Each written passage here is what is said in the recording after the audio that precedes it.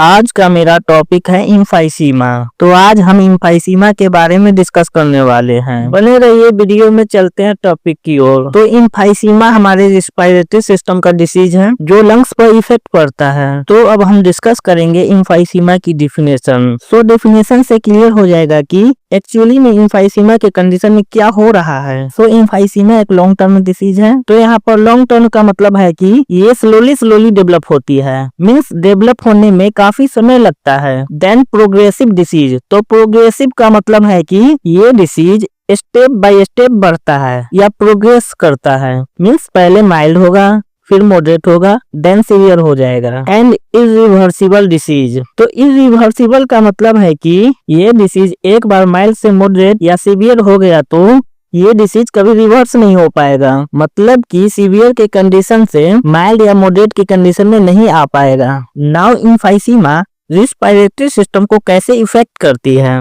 तो जो हमारा लंग्स है उसका जो वाल है उसे डैमेज करता है, डिस्ट्रक्शन करता है। तो हमारा लंग्स को डैमेज और डिस्ट्रक्शन कैसे करता है। तो जो हमारा लंग्स का एल्वियोलाई है उसमें इन्फ्लामेशन हो जाती है, और इन्फ्लामेशन होने का मेन कॉज स्मोकिंग है या फिर कोई पैसिव स्मोकर है। पैसिव स्मोकिंग का मतलब है वो ऐसा इन्वायरमेंट में रहता है जहाँ पर स्मोकर ज्यादा हो, मतलब कि उसके आसपास कोई स्मोकिंग करता हो और उसके स्मोकिंग का धुआं जो ये स्मोकिंग ना करता वो इनहेल कर ले रहा है और ये लंबे समय तक होता आ रहा हो। तो इस केसेज में हमारा लंग्स के एल्वियोलाई डैमेज होने लगती है, इन्फ्लामेशन होने लगती है, डिस्ट्रक्शन होने लगती है। मीन्स जो लंग्स का वाल है उसमें डैमेज होता है, डिस्ट्रक्शन होता है। तो जब डैमेज और डिस्ट्रक्शन होता है तो लंग्स की इलास्टिसिटी लॉस हो जाता है।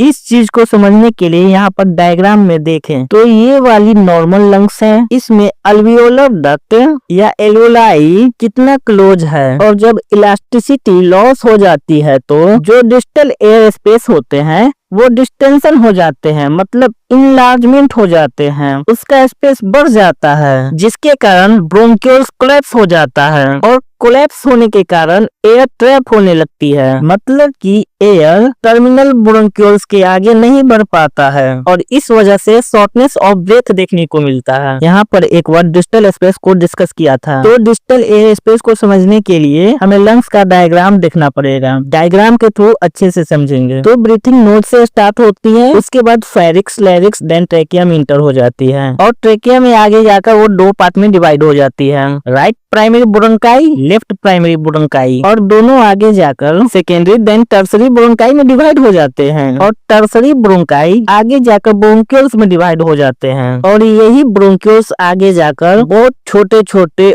और ब्रोंकियोल्स में डिवाइड हो जाते हैं। उन छोटे ब्रोंकियोल्स में से जो सबसे पहले आते हैं उसे टर्मिनल ब्रोंकियोल्स बोलते हैं, और यहाँ पर टर्मिनल ब्रोंकियोल्स के बाद वाला जितना भी पार्ट है उसे डिस्टल एयर सैक बोला गया है, और इसी डिस्टल ब्रोंकियोल्स में इलास्टिसिटी लूज होने लगते हैं क्योंकि एल्वियोलाई के अंदर इलास्टिक प्रोटीन प्रेजेंट होते हैं। वही एल्वियोलाई का इलास्टिसिटी को मेंटेन करके रखता है ताकि एल्वियोलाई अपना प्रॉपर फंक्शन कर सके। इसी फंक्शन लॉस होने के कारण इम्फाइसीमा की कंडीशन देखने को मिलता है। आई होप डेफिनेशन अच्छे से समझ आ गया होगा। अगर किसी भी तरह का डाउट है तो कमेंट में पूछ सकते हैं, आपका किसी भी डाउट को क्लियर किया जाएगा। नेक्स्ट अब बात करेंगे इम्फाइसीमा का टाइप्स। तो देखते हैं इसका कौन कौन सा टाइप्स होते हैं। तो टाइप्स को भी डायग्राम के थ्रू समझेंगे ताकि इजीली समझ में आ जाए। तो सबसे पहला टाइप्स है सेंट्रीलोबुलर इम्फाइसीमा। तो इस टाइप की इम्फाइसीमा में जो रेस्पिरेटरी एल्वियोलाई होते हैं, रेस्पिरेटरी एल्वियोलाई को इस वाली डायग्राम में देखते हैं। ये इस वाली डायग्राम का जूम इमेज है, मतलब कि उससे बड़ा और इमेज है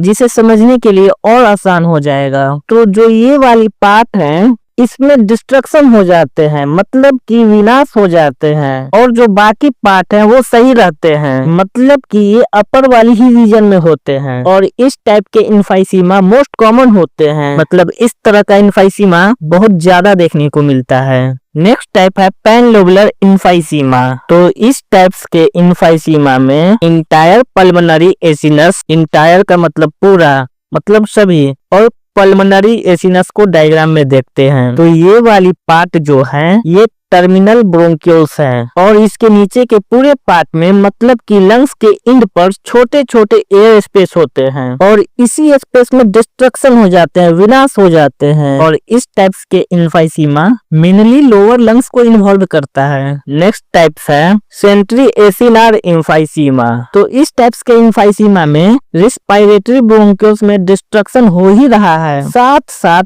पल्मोनरी एसिनस में भी डिस्ट्रक्शन होने लगता है। पल्मोनरी एसिनस मतलब स्मॉलेस्ट एल्वोलाई, मतलब कि स्मॉलेस्ट एल्वोलाई का विनाश हो रहा है, डिस्ट्रक्शन हो रहा है। इस टाइप्स की इम्फाइसीमा यूजुअली स्मोकर में अक्कर होता है। नेक्स्ट टाइप्स है पैन एसिनार और पारासेप्टल इम्फाइसीमा। तो इस टाइप्स का इम्फाइसीमा में लंग्स का जो लोअर लोब होता है उसमें डिस्ट्रक्शन होता है और ये अल्फा 1 एंटीट्रिप्सिन के डिफिशियंसी के कारण होता है, जो कि एल्डरली पीपल में देखने को मिलता है और ये स्पॉन्टेनियस न्यूमोथोरेक्स के कारण भी हो सकते हैं। तो न्यूमोथोरेक्स क्या होता है इसे नेक्स्ट वीडियो में डिस्कस कर लेंगे। नेक्स्ट अब डिस्कस करते हैं इम्फाइसीमा की इटियोलॉजी और रिस्क फैक्टर की, और कॉजेज का दूसरा नाम इटियोलॉजी है, यानी इसकी कॉजेज और रिस्क फैक्टर को डिस्कस करते हैं। तो सबसे पहला कॉजेज है स्मोकिंग। अगर कोई पर्सन लंबे समय से स्मोकिंग करता है तो उस पर्सन का एल्वोलाई स्लोली इलास्टिसिटी लॉस होने लगता है, क्योंकि जब कोई स्मोकिंग करता है तो उसका इलास्टिक प्रोटीन का डेफिशिएंसी हो जाता है, तो इस वजह से इम्फाइसीमा कॉज होता है। नेक्स्ट कॉज है इनहेलिंग टॉक्सिन्स और अदर इरिटेंट्स। तो कुछ ऐसे टॉक्सिन्स या केमिकल या इरिटेंट्स होते हैं जिसे इनहेल करने पर एल्वोलाई का स्ट्रक्चर डैमेज होने लगता है, जिससे इम्फाइसीमा की कंडीशन होती है। नेक्स्ट कॉजेज है अल्फा 1 एंटीट्रिप्सिन डेफिशिएंसी। तो ये एक प्रोटीन का नाम है जो लीवर से प्रोड्यूस होता है, मतलब कि इसे लीवर बनाता है और ये प्रोटीन लंग्स के इन्फेक्शन और इन्फ्लेमेशन को रोकता है। बट इसकी डेफिशिएंसी के कारण लंग्स में इजिली इन्फेक्शन और इन्फ्लेमेशन हो जाता है और इस कंडीशन में इम्फाइसीमा देखने को मिल सकता है। नेक्स्ट कॉजेज है एयर पॉल्यूशन। तो हमारे इन्वायरमेंट में तरह तरह के टॉक्सिन्स और इरिटेंट्स प्रेजेंट होते हैं और ये टॉक्सिन्स एयर को पॉल्यूटेड कर देते हैं, और जब कोई पॉल्यूटेड एयर में लंबे समय तक रहता है तो लंग्स का एल्वोलाई का स्ट्रक्चर डैमेज हो जाते हैं और डैमेज होने के कारण इम्फाइसीमा कॉज हो सकते हैं। नेक्स्ट कॉजेज है ऑक्यूपेशनल एक्सपोजर। तो फैक्ट्री और इंडस्ट्रियल एरिया से chemical, harmful substance, fumes and dust ये सब निकलते रहते हैं और उस फैक्ट्री में काम करने वाले वर्कर्स या उस एरिया में रहने वाले लोग हार्मफुल एक्सपोजर को इनहेल करते हैं, जिसके कारण इम्फाइसीमा के कंडीशन देखने को मिल सकता है। नेक्स्ट पॉइंट है जेनेटिक। तो जेनेटिक कैसे होगा? जो अल्फा 1 एंटीट्रिप्सिन प्रोटीन होते हैं, अगर फैमिली मेंबर में किसी भी पर्सन को इस प्रोटीन की डेफिशिएंसी है तो जेनेटिकली ट्रांसफर हो जाते हैं उसके बच्चों में, और यही सेम चीज उसके बच्चों में भी देखने को मिलता है, मतलब कि वन पर्सन से अनदर पर्सन में ट्रांसफर होते रहते हैं। और जब भी इस प्रोटीन का डेफिशिएंसी होगा तो इम्फाइसीमा के कंडीशन देखने को मिल सकता है। नेक्स्ट पॉइंट है एजिंग। जो पर्सन 65 to 75 ईयर का या उससे ज्यादा एज का होते हैं उनका इम्यून सिस्टम लो रहता है और बढ़ते एज के कारण लंग्स का इलास्टिसिटी लो होने लगते हैं, तो इस कंडीशन में इम्फाइसीमा कॉज हो सकते हैं। तो ये सब इसकी कॉजेज और रिस्क फैक्टर हैं। नेक्स्ट अब इम्फाइसीमा के पैथोफिजियोलॉजी डिस्कस करेंगे। इसमें देखेंगे कि कैसे इम्फाइसीमा की कंडीशन एराइज होती है, कैसे डेवलप होती है। तो सबसे पहले इटियोलॉजिकल फैक्टर आएंगे, मतलब कि इम्फाइसीमा कॉज होने का रीजन क्या है, किस वजह से इम्फाइसीमा कॉज हो रहा है। उसके बाद जो इटियोलॉजिकल फैक्टर है वो स्लोली एयरवे का वाल जैसे कि ब्रोंक्यूल्स, एल्वियोलर डक्ट, एल्वोलाई या एयर सैक वो डैमेज होने लगते हैं, इन्फ्लेमेशन होने लगती है। तो उसे ठीक करने के लिए हमारे बॉडी का इम्यून सिस्टम आ जाते हैं, जैसे कि न्यूट्रोफिल्स एंड मैक्रोफेज, और ये दोनों मिलकर साइटोकाइन्स, इलास्टोज, प्रोटीएज रिलीज करते हैं, और इलास्टियोज एंड प्रोटीएज ये दोनों मिलकर इलास्टिक टिश्यू को ब्रेक डाउन करने लगते हैं, जिसके कारण एल्वोलाई की इलास्टिसिटी की कैपेसिटी लॉस होने लगती है, खत्म होने लगती है, जिसके कारण एयर स्पेस इनलार्ज हो जाते हैं, बड़ा हो जाते हैं, लूज हो जाते हैं। और जब एयर स्पेस यानी एल्वोलाई या एयर सैक्स इनलार्ज हो जाते हैं तो जो रेस्पिरेटरी ब्रोंक्यूल्स होते हैं वो कोलैप्स हो जाते हैं। कोलैप्स के कारण एयरवे में ऑब्स्ट्रक्शन हो जाता है, और जब ऑब्स्ट्रक्शन हो जाता है तो गैस एक्सचेंज नहीं हो पाता है, और जब गैस ही एक्सचेंज नहीं होगा तो ब्लड में O2 की सप्लाई नहीं हो पाता है, और इस कंडीशन को हाइपोक्सीमिया की कंडीशन बोला जाता है, और इस तरह इम्फाइसीमा की कंडीशन देखने को मिलता है। तो पैथोफिजियोलॉजी भी डिस्कस कर लिए कि कैसे इम्फाइसीमा की कंडीशन डेवलप होता है। नेक्स्ट अब इम्फाइसीमा की क्लिनिकल मैनिफेस्टेशन यानी साइन और सिम्टम डिस्कस करेंगे, मतलब कि इम्फाइसीमा के कंडीशन में कौन कौन सा साइन और सिम्टम देखने को मिलता है। तो इम्फाइसीमा के कंडीशन में सिम्टम स्लोली प्रोग्रेस करता है, मतलब कि इसका सिम्टम एकदम सा दिखने को नहीं मिलता है। पहले कुछ कॉमन सा सिम्टम आते हैं, इससे आइडेंटिफाई नहीं कर पाते हैं कि एक्चुअली में डिसीज कौन सा है। तो देखते हैं अर्ली या माइल्ड फेज में कौन कौन सा सिम्टम देखने को मिलता है। तो पहला सिम्टम है कफिंग इन मॉर्निंग टाइम, मतलब कि सुबह जब उठते हैं उस टाइम कफिंग होना स्टार्ट हो जाता है। नेक्स्ट पॉइंट है कफिंग अप क्लियर स्पुटम, मतलब कि जब कफिंग होता है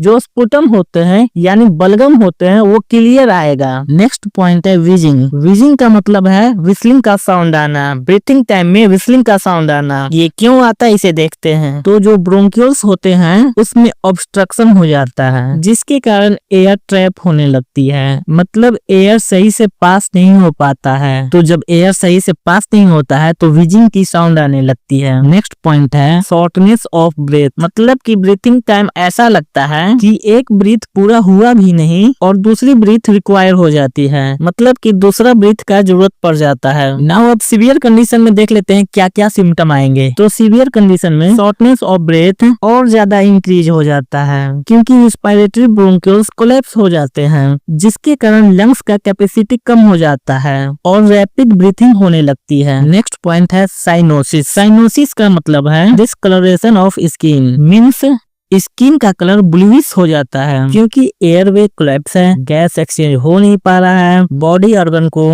ऑक्सीजन की सप्लाई मिल नहीं रहा है, जिसके कारण स्किन का कलर ब्लू हो जाता है। इसी को साइनोसिस बोला जाता है। नेक्स्ट पॉइंट है फटीग। फटीग भी ऑक्सीजन की कमी के कारण देखने को मिलता है। नेक्स्ट पॉइंट है coughing up thick mucus. Severe condition में जब कफिंग होती है तो थिक म्यूकस के साथ कफिंग होती है। नेक्स्ट पॉइंट है एनोरेक्सिया। एनोरेक्सिया का मतलब है लॉस ऑफ एपेटाइट, यानी भूख लगना कम हो जाना, मतलब कि पेशेंट को भूख नहीं लगता है। नेक्स्ट पॉइंट है वेट लॉस। वेट लॉस इसलिए होने लगता है क्योंकि पेशेंट को एनोरेक्सिया की कंडीशन हो रही होती है, उसे भूख नहीं लगती है, और जब भूख नहीं लगेगी तो वेट लॉस होगा ही होगा। नेक्स्ट पॉइंट है वायरल चेस्ट।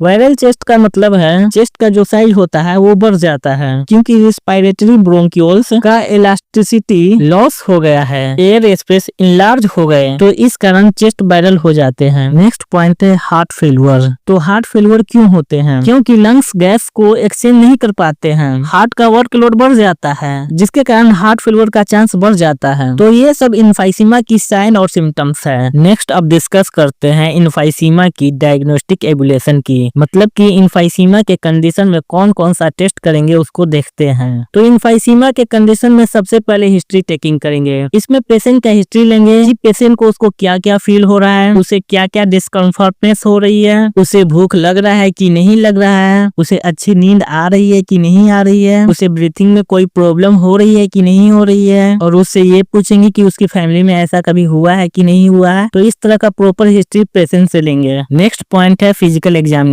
तो फिजिकल एग्जामिनेशन में पेशेंट का फिजिकली ऑब्जर्व करते हैं। अब यहाँ पर इम्फाइसीमा हो रहा है तो ये डिसीज रेस्पिरेटरी सिस्टम का है, तो इसलिए इस कंडीशन में स्पेशली लंग्स को ऑब्जर्व करेंगे। नेक्स्ट पॉइंट है चेस्ट एक्सरे। चेस्ट एक्सरे ये एक इमेजिंग टेस्ट है, इसमें हम चेस्ट का इमेजिंग करते हैं, इससे डायग्नोस करते हैं कि इसको कौन सा डिसीज हुआ है, क्योंकि रेस्पिरेटरी सिस्टम का बहुत सारा डिसीज होते हैं और लगभग सभी का सिम्टम सेम ही आते हैं, इसलिए चेस्ट एक्सरे करके उसे डायग्नोस करेंगे कि एक्चुअल में कौन सी डिसीज है। नेक्स्ट पॉइंट है सीटी स्कैन। सीटी स्कैन भी एक इमेजिंग टेस्ट है। सीटी स्कैन इसलिए करते हैं क्योंकि ये एक्सरे से और ज्यादा डाटा प्रोवाइड करता है, जिससे डिटेक्ट और डायग्नोस करने में और ज्यादा हेल्प होता है। नेक्स्ट पॉइंट है एबीजी टेस्ट। इसका फुल फॉर्म होता है आर्टियल ब्लड गैसेज। इस टेस्ट में ब्लड में pH level, O2 level, CO2 level और एसिड बेस बैलेंस देखा जाता है।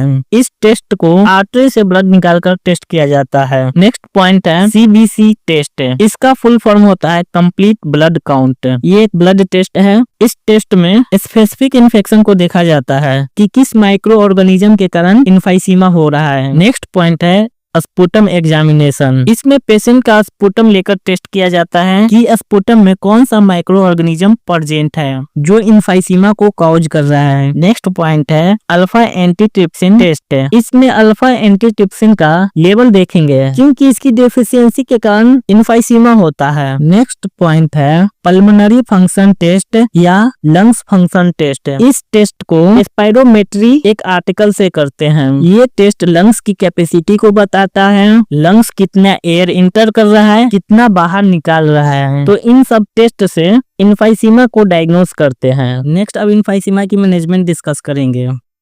वैसे तो इन्फाइसीमा इरिवर्सिबल डिसीज है, लेकिन इसकी क्वालिटी ऑफ लाइफ को इंक्रीज करने के लिए इसके सिम्टम को ट्रीट कर सकते हैं, क्वालिटी ऑफ लाइफ को इंक्रीज कर सकते हैं, इंप्रूव कर सकते हैं। तो इसका सबसे पहले मेडिकल मैनेजमेंट को डिस्कस करेंगे कि कौन कौन सा मेडिसिन है जो सिम्टम को रिड्यूस करेगा। तो सबसे पहला है ब्रोंकोडायलेटर। तो ब्रोंकोडायलेटर क्या करता है, ये ब्रोंकियोल्स के वाल में ऑब्स्ट्रक्शन को डायलेट कर देता है, मतलब उसे फैला देता है, जिससे वेंटिलेशन इंप्रूव हो जाता है। इसका एग्जांपल है एबुटेरोल और सल्बुटामोल। नेक्स्ट मेडिसिन है इनहेलेड स्टेरॉइड या कॉर्टिकोस्टेरॉइड। ये इन्फ्लेमेशन को रिड्यूस करता है और रिलीव करता है शॉर्टनेस ऑफ ब्रीथ से। इसका एग्जांपल है बिक्लोमेथासोन और ब्यूडेसोनाइड।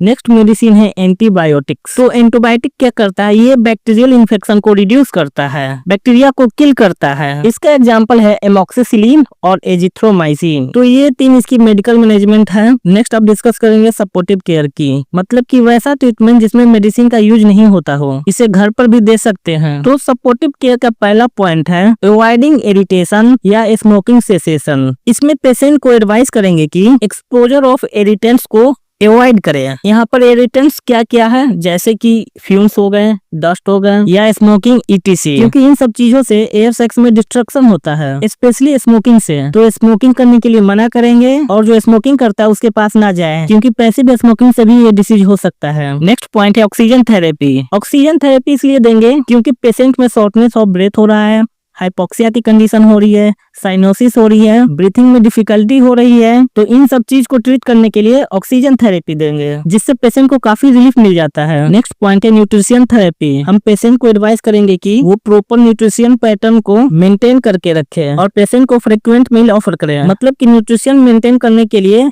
पेशेंट को बार बार थोड़ा थोड़ा हम उसको फूड देंगे, क्योंकि डिजनिया की कंडीशन में ईटिंग में प्रॉब्लम होती है, मतलब कि खाने में प्रॉब्लम होती है, इसलिए थोड़ा थोड़ा फ्रिक्वेंट मील देंगे। नेक्स्ट पॉइंट है डीप ब्रीथ एक्सरसाइज। इसमें पेशेंट को ब्रीथ करने के लिए सिखाते हैं, क्योंकि इन्फाइसीमा के कंडीशन में लंग बहुत वीक हो जाता है, इसलिए पेशेंट को बताते हैं कि ब्रीथिंग कैसे करना है, कैसे छोड़ना है। नेक्स्ट पॉइंट है पोस्चुरल ड्रेनेज। इसमें पेशेंट को ऐसे लेटाया जाता है कि ग्रेविटी के थ्रू लंग का सिक्रेशन ड्रेन हो जाए, बाहर निकल जाए। नेक्स्ट पॉइंट है चेस्ट फिजियोथेरेपी। म्यूकस को निकालने के लिए चेस्ट फिजियोथेरेपी दिए जाते हैं। इसमें पेशेंट के चेस्ट पर परकशन किया जाता है, मतलब कि हाथ को कप शेप्ड में करके पेशेंट को चेस्ट पर हिट करते हैं, जिससे म्यूकस सिक्रेशन निकल जाते हैं, बाहर निकल जाते हैं। नेक्स्ट पॉइंट है maintain clean and calm environment. इसमें पेशेंट के पास का एनवायरनमेंट को शांत और साफ रखते हैं, जिससे डिस्कम्फर्टनेस में रिलीफ मिलता है, मतलब कि पेशेंट अच्छा फील करता है। नेक्स्ट पॉइंट है ह्यूमिडिफायर। हम पेशेंट के पास ह्यूमिडिफायर का यूज करेंगे ताकि जो सिक्रेशन है वो मोबिलाइज कर सके, बाहर निकल सके। नेक्स्ट पॉइंट है प्रोटेक्ट कोल्ड एयर। इसमें पेशेंट को बताएंगे कि वो कोल्ड एयर के एक्सपोजर में नहीं जाए, क्योंकि कोल्ड एयर में जाने से इन्फाइसीमा के कंडीशन देखने को मिल सकता है। तो ये सब इसका सपोर्टिव केयर है। नेक्स्ट अब बात करेंगे इसकी सर्जिकल मैनेजमेंट का, मतलब कि इन्फाइसीमा के कंडीशन में कौन कौन सा सर्जरी से ट्रीटमेंट कर सकते हैं। तो पहला पॉइंट है लंग्स वैल्यू रिडक्शन सर्जरी। इसमें पेशेंट का जिस टिश्यू में इन्फाइसीमा हो चुका होता है उसे रिमूव कर लिया जाता है। इससे क्या होता है, जो फंक्शनल टिश्यू होता है वो अच्छे से वर्क करता है। ये इन्फाइसीमा के क्योर ट्रीटमेंट नहीं है, लेकिन डिजनिया को डिक्रीज कर देता है, लंग फंक्शन को इंप्रूव कर देता है और पेशेंट का क्वालिटी ऑफ लाइफ इंप्रूव हो जाता है। नेक्स्ट पॉइंट है बुलेक्टोमी। इसमें लंग्स का बुले को रिमूव कर लिया जाता है। यहाँ पर बुले का मतलब है जो लंग्स का एयर सैक होते हैं इन्फाइसीमा के कंडीशन में वो लार्ज हो जाते हैं, उस कंडीशन को बुले बोला जाता है। तो इस सर्जरी में उसी को रिमूव कर लिया जाता है, क्योंकि जब तक ये प्रेजेंट रहेगा लंग्स को और डैमेज करेगा, अपनी स्पेस को और बढ़ाएगा, जिससे डिसीज और सीवियर हो जाती है। इसी को प्रिवेंट करने के लिए ये सर्जरी किया जाता है। और लास्ट पॉइंट है लंग्स ट्रांसप्लांटेशन। ये सर्जरी 60 साल से कम वाले पेशेंट में किया जाता है। इसमें पूरी लंग्स को निकाल कर ट्रांसप्लांट कर दिया जाता है। यह केवल अल्फा ट्रिप्सिन डिफिशिएंसी इमरजेंसी वाले पेशेंट में किया जाता है। तो ये था इसकी सर्जिकल मैनेजमेंट। नेक्स्ट अब बात करते हैं इसकी कॉम्प्लिकेशन की। तो कॉम्प्लिकेशन में देखेंगे कि इम्फाइसीमा के कंडीशन में कौन कौन सी कॉम्प्लिकेशन देखने को मिलता है। तो पहला कॉम्प्लिकेशन है ब्लेब्स। ब्लेब्स का मतलब होता है जो एल्वेओलर स्पेस होते हैं उसमें एयर बन जाती है, मतलब कि हवा भर जाती है, उसी को ब्लेब्स कहा जाता है। नेक्स्ट पॉइंट है बुले। बुले का मतलब होता है एयर सैक्स का स्पेस बढ़ जाना। नेक्स्ट पॉइंट है कोलैप्स लंग्स। नेक्स्ट पॉइंट है पल्मोनरी इन्फेक्शन। नेक्स्ट पॉइंट है और पल्मोनाले। इसमें क्या होता है कि जो हार्ट होते हैं उसकी राइट वेंट्रिकुलर में इनलार्जमेंट हो जाती है, जिसके कारण वो हार्ट फेल हो जाता है। तो ये 5 इसकी कॉम्प्लिकेशन है। आज के वीडियो में बस इतना ही। मिलते हैं नए टॉपिक के साथ। Thanks for watching this video.